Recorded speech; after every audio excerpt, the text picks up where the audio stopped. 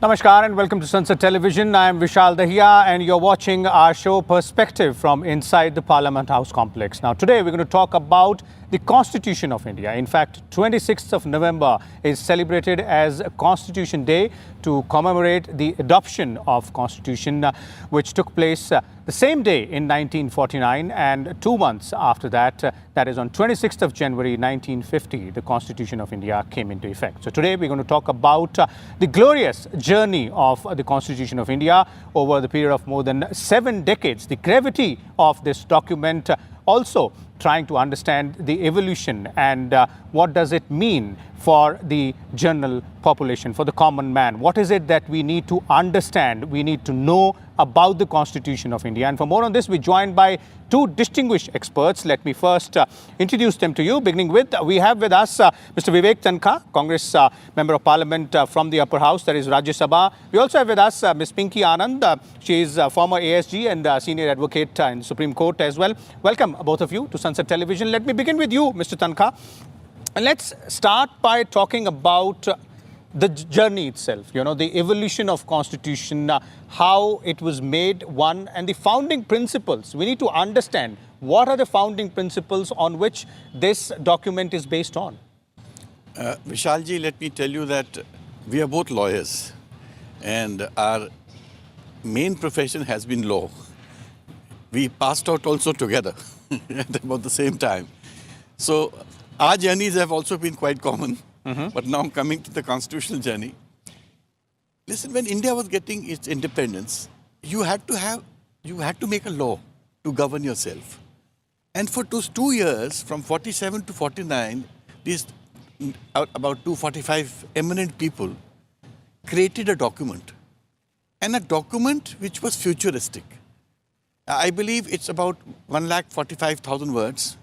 It's the longest constitution in the world in terms of articles and content.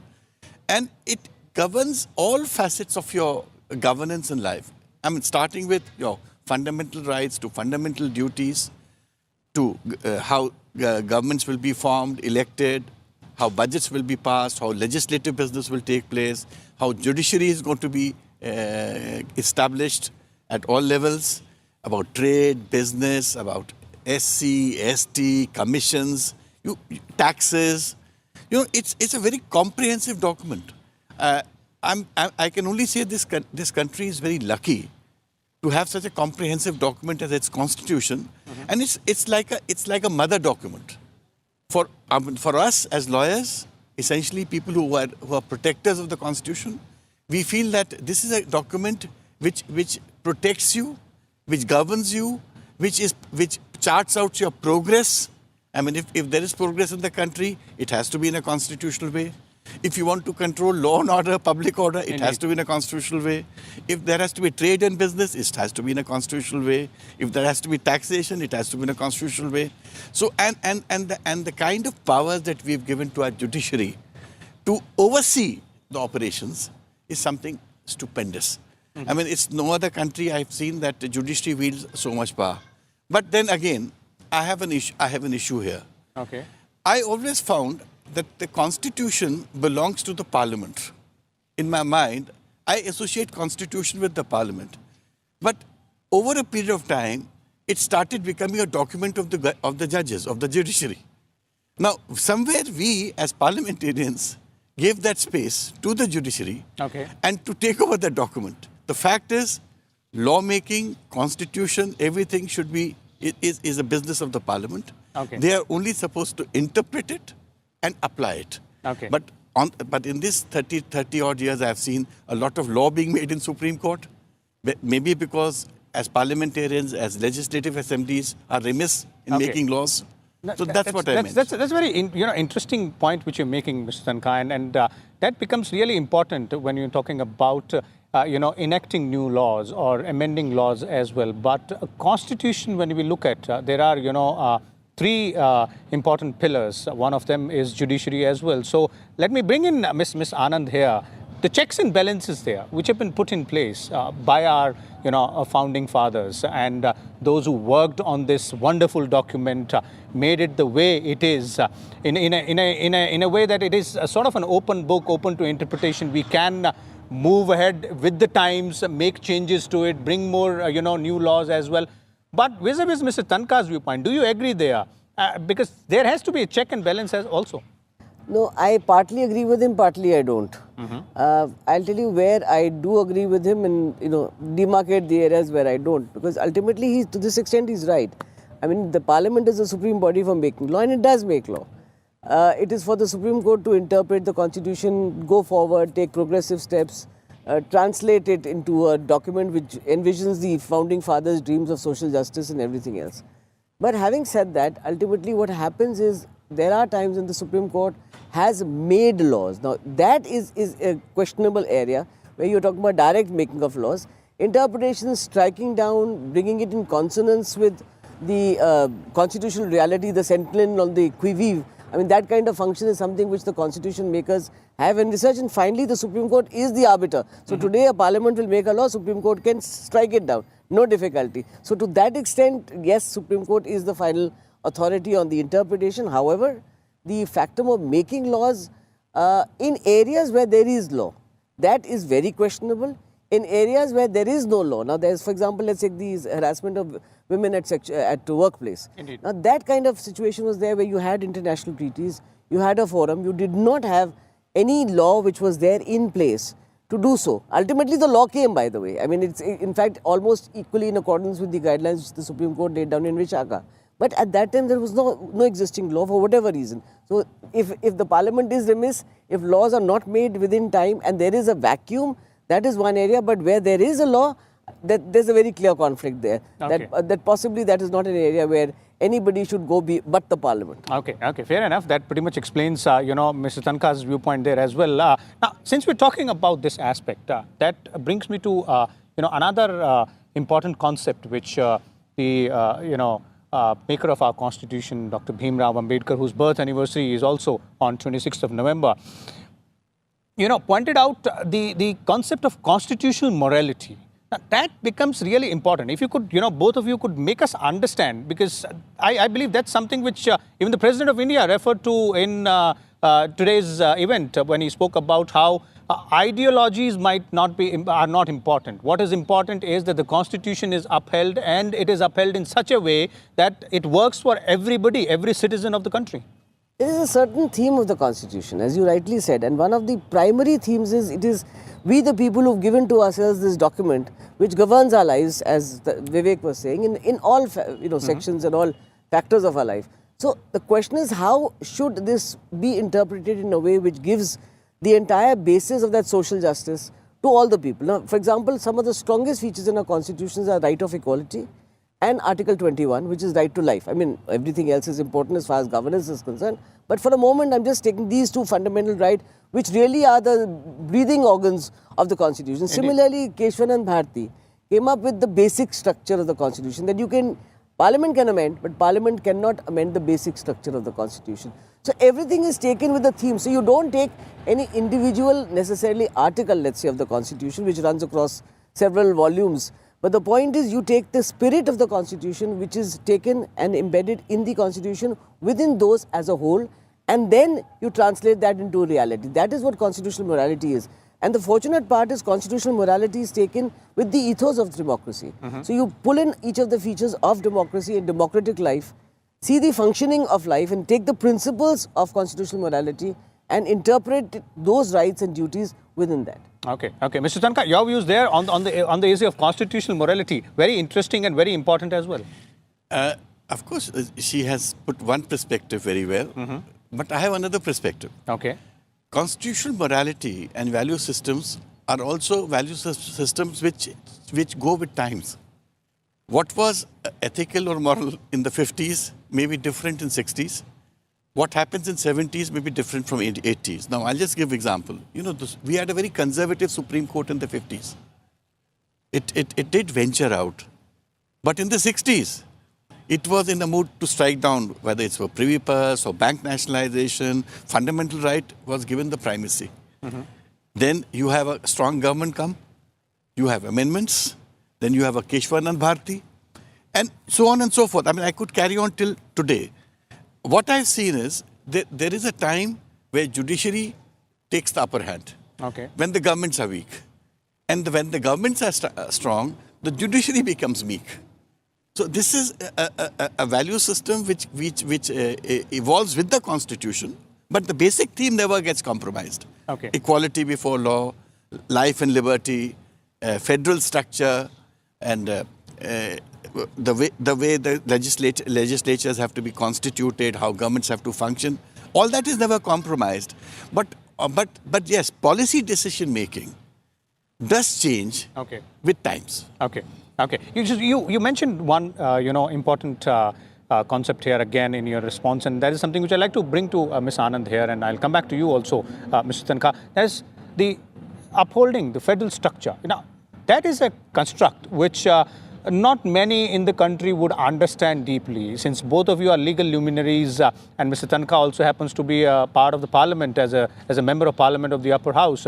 If both of you could throw more light on what is it and why is it so important? It is, because ultimately you either have a unitary structure or you have a federal structure.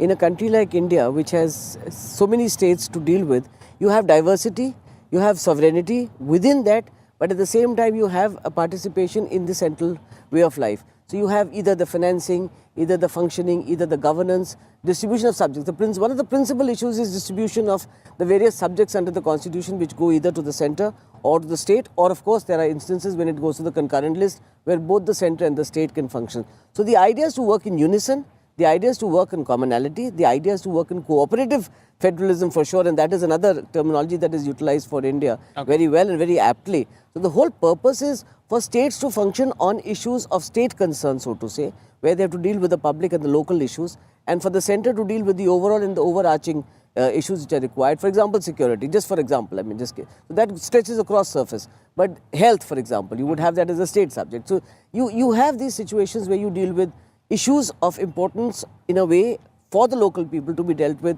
by the state, issues of national importance to be dealt with by the centre, and of course the part of the financing and the management of funds, etc., between the state and the centre is another matter. And then within the state, you have your own organizational purpose, you have your own machinery, you have political governance, you have the entire set of, right from chief minister up to the house to run the state. So you have the functioning in this manner to run it as a cooperative federalism, which is very important because ultimately there are local needs, there is diversity, that you have to deal with those issues at different levels. Okay. Mr. Tankha, very important here because we've seen over the period that there have been differences of opinion on this issue, the federal structure, the cooperative federalism as well. One is, how can those issues be ironed out? Because ultimately, it has to be within the framework of the constitution only. We are lucky that we have a written constitution. So, there will be ups and downs, but the structure remains the same. You'll have a powerful leader who takes big actions. I'm not talking of today only, I'm talking of 50s and 60s and 70s, 80s. Whenever you have a powerful government, you'll realize that at one point of time, the governments were dismissed. Then Bomai comes, the Supreme Court steps in, says, no, you can't do it like this. There are inherent restrictions. It has to be for a reason which is acceptable in law. So the federal construct that you're talking about has also seen its ups and downs. Now, when I talk of federalism, I talk of not just the parliament and the assemblies. I'm equally concerned about the local panchayats and the local municipal bodies. The majority of democracy that is actually in vogue and in practice is at the local area. What we see is a policy-making framework where these big institutions function, they get more publicity. But for a common man, it's his municipality which is more important. It is his panchayat which is more important. So in a federal structure, unless you give your panchayats and your municipalities the power that these institutions enjoyed, it is not true federalism. That is why I like the 243rd Amendment, Article 243, which came as one of our amendments in the 80s to the Constitution, where and when Rajiv ji was the Prime Minister, this Panchayati Raj and the local body administration was now equated with parliamentary democracy. Okay. Now that has also changed a lot. Okay. The ground rules. Okay. Today, the panchayat leaders, the municipal leaders do control the politics of the state. It's not just the MLA or the MP. And they wield a lot of power. Okay. And there's now gradually more and more financial powers are being devolved upon them. Because at the end of the day, who knows which road is more useful for a panchayat or which road is going to be better as a first priority road in a city. So devolution of power is an essence of federalism. And the more we devolve and the more responsibly people work is the success of democracy. Okay, now that's a very apt way of putting it, that it's not just about devolution of powers, but also making people more, people more responsible, making it more inclusive as well. Now, Ms. Anand, Mr. Tankha referred to one of those pit stops on the journey, which are really important journey of this constitution of our country, that is the Panchayati Raj Amendment. But there have been several others as well, right to education, and few more. In fact, the latest one, if we can count on the both, which has a lot of economic impact, is the introduction of GST. So how do you see as at these important moments in the history which contribute a lot to the evolution of not only our democracy but also the constitution? You mean these developments not only contribute to the democracy, but to the constitution, but I think also the economy, when you put in this factor. So I would concur with you. I think it's a very important part to consider economics of law. And that is something which is being in fact built in as a concept within the constitution. And when some of us look into the subject, to say you have to look into the economics of law and the constitution. It can't be just simply divided into two halves, social and economic. It has to be socio-economic. Of course, without doubt, I did not mean to discount social. Right now, since I was only addressing economic, therefore I was there, but you're right.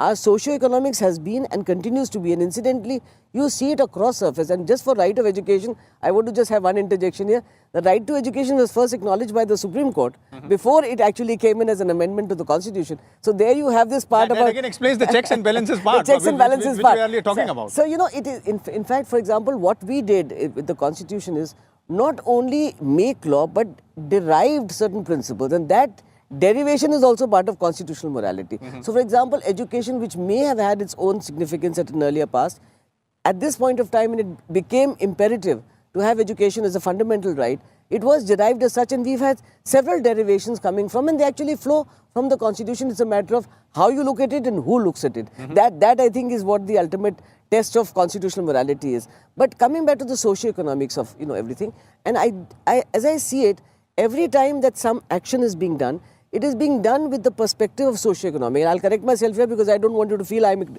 addressing economics. Otherwise, I'd be happy. As a student of economics at one point of time, I would be happy to even go there. But since it is ultimately this country and India, where socio-economics is the most important consideration. And in this COVID times, I think you've seen the Supreme Court, in fact, work much more on this as much as the government has in all ways to ensure that every possible facility can be given to, whether it's the health workers, whether it is the doctors, whether it's the institutions, whether it is the public, whether it is the migrants in one way or the other. And I think we've actually managed to do a fair amount for everybody. I'm not saying everything, you never can. In this country where you have 136 crores, I mean, you're not going to be able to manage anything so easily as for everywhere else. But as a matter of policy, it has been the attempt and the endeavor. And I think we are very fortunate because every government that has come in has considered the lot of the ones who are possibly under the radar, in a way. Indeed. I might say so. Because, you don't want to always use the word of, say, underprivileged or deprived. Those words are there, disadvantaged. But they are. There is a class divide, there is economic divide, there's a socio-economic divide in every way. So the idea is to ultimately do this, and one of our principal ways we as constitution pleaders have been able to do is definitely this tool of public interest litigation. Okay. I mean, this...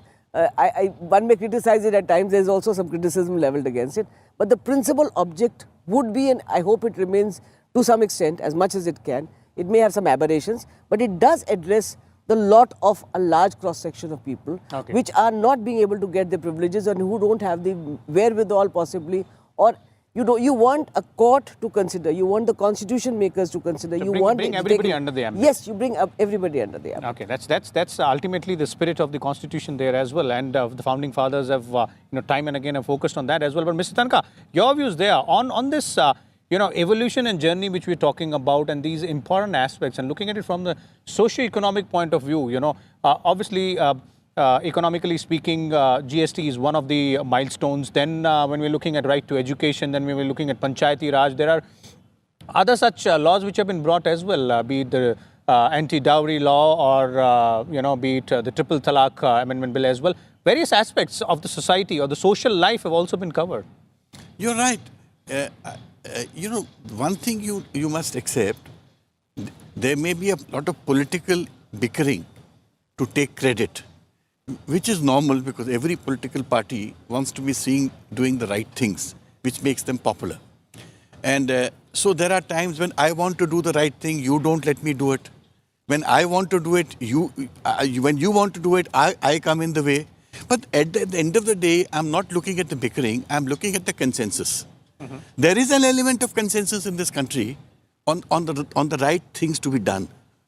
That's very candid and very important coming in from you, Mr. Tankha, as a member of the parliament as well. Miss Anand would agree with me. But apart from the bickering and consensus point which you're referring to, if we are looking at the larger scheme of things, obviously politics aside, what I gather you're referring to is that ultimately it's about the common goal which we are talking about, which Ms. Anand was referring to bring everybody under the ambit, to let everybody, take benefit of the spoils of democracy. I'll tell you, democracy is the best method of governance to have people participate in your governance. I mean, tell me which dictatorship people have no say. You are subjected to a dictator's whims. Now, this is one area, one type of governance where people have a say. They will have say at the panchayat level. They'll have say at the local municipal level. They have say at the state level, and they'll have say at the central level. There are aberrations. Aberrations do come. But this robust constitution that we have has been able to override those aberrations. And that is why it is known as democracy. That is why I'm saying that Indian democracy is a very strong democracy. It is.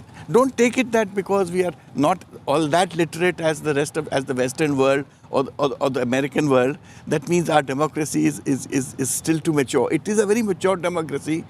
I have seen elections after elections. How do people have a consensus? Mm-hmm. Right from 1950, if you analyze the elections, people are able to evolve a consensus. And the consensus also has an element of where the country has to go on a socio-economic plane. Okay. That also gets connected because, the political parties may make that part of their campaign through slogans.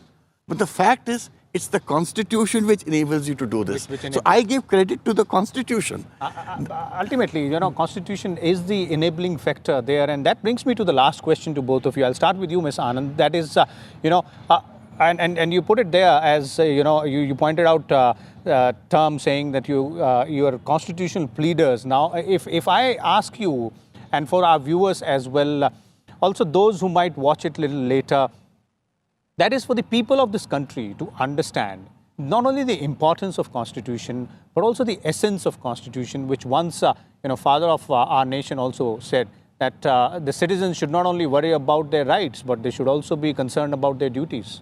I'm all very concerned with that. In fact, I think as citizens, we need to learn, and we've possibly forgotten it to some extent. And this is some lesson that we need to get back on today's date, which is the Constitution Day, the Samvidhan Divas, as we call it, and what Prime Minister Modi had ultimately titled in 2015 and went back to Dr. Ambedkar's birthday celebration, so to say. So, this whole concept of duties, we as citizens, I only find that most of us are concerned about fundamental rights.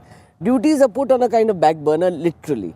So that address that balance has to be corrected. On this Constitution Day, I think one of the takeaways has to be that we to relocate ourselves back to the fundamental duties first and fundamental rights as a second part of it. Because these are all running simultaneously. They're synonymous in a way, and they work in tandem with each other. So you have rights and you have duties. So you can't have one without the other. Somebody's right is somebody else's duty for sure. That is the only way public good is going to emerge out of anything. So I think this whole focus, when we do that, for a moment I'll address it to you on the directive principles.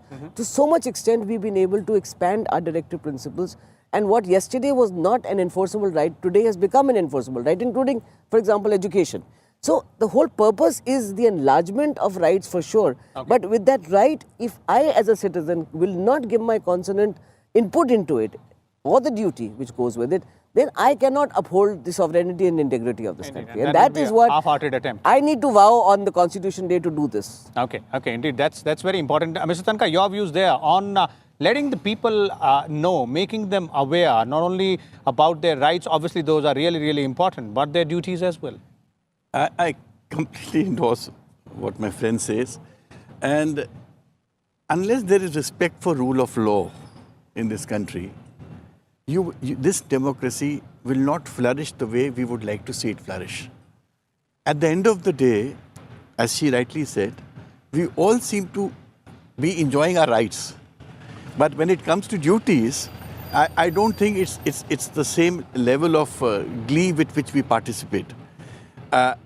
Just as an example, I'll tell you, there's a minister from India who had traveled to Europe, and this is long years back. And he was telling me this story. He says he was driving his own car. He went and parked the car in the wrong slot. A young lady walked up to him and said, "Mister, this is not the place where you can park your car. You have to go and park your car somewhere there." So this minister, who's from India, he's used to not being asked. So he says, "Who are you, young lady, to tell me this?" She says, "I'm a citizen. I'm a policeman of the state."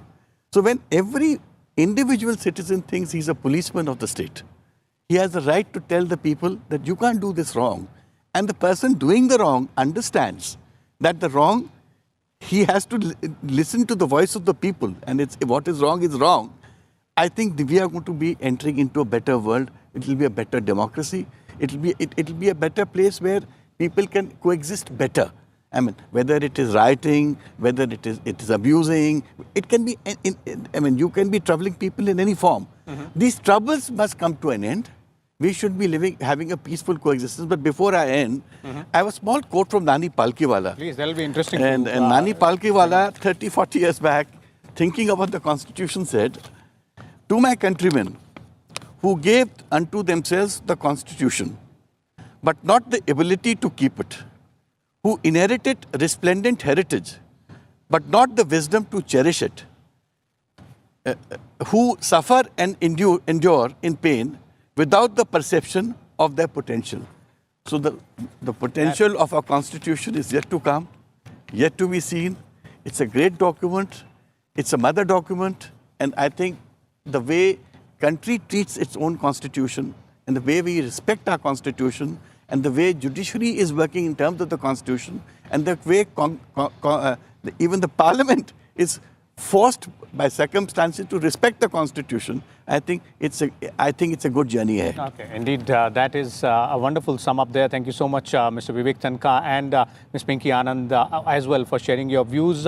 As our experts were pointing out, clearly this is all about the Constitution of India, the journey, the glorious journey, the gravity of this document, and not only in terms of what our rights are, but also what our duties are as a citizen. The more we contribute towards the betterment of our country, the betterment of this democracy, the more beautiful it will become. And obviously, all of it will have to fit in within the framework of that eternal document which we call the Constitution of India. Once again, from me and my team, wishing everyone, every Indian, a happy Constitution Day. Let's try our level best to uphold this living document there, which is the essence of our democracy. We'll come back again tomorrow with a different topic. Till then, keep watching Sunset Television. Thank you. Thank you.